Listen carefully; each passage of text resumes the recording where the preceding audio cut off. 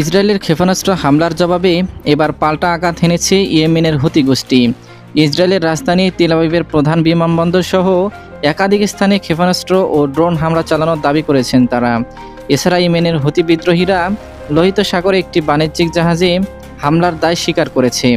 ক্ষতিগ্রস্ত জাহাজটির পুরো জাহাজটি পরিত্যাগ করতে বাধ্য হয়েছেন। গত কয়েক মাসের মধ্যে এটি এত বড় মাপের প্রথম হামলা ছিল।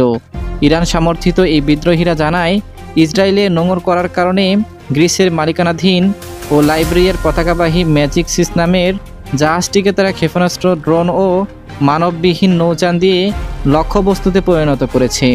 মে মাসে যুক্তরাষ্ট্রের সঙ্গে হুতির এক সমঝোতার পর বেশ কয়েক সপ্তাহের মার্কিন হামলা বন্ধ হলেও এটি ছিল বাণিজ্যিক জাহাজ লক্ষ্য করে হুতির প্রথম করা হামলা।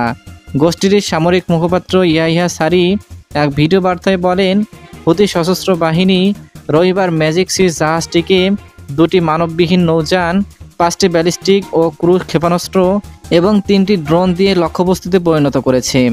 আজ হুতিদের সামরিক মুখপাত্র ব্রিগেডিয়ার জেনারেল ইয়াহিয়া সারি জানান, শব্দের চেয়েও 5 গুণ বেশি গতিসম্পন্ন ক্ষেপণাস্ত্র ছোড়া হয়েছে বেনগুরি বিমানবন্দর, আসত্ত সমুদ্র বন্দর এবং আশকেলন শহরের একটি বিদ্যুৎ কেন্দ্রকে লক্ষ্য করে।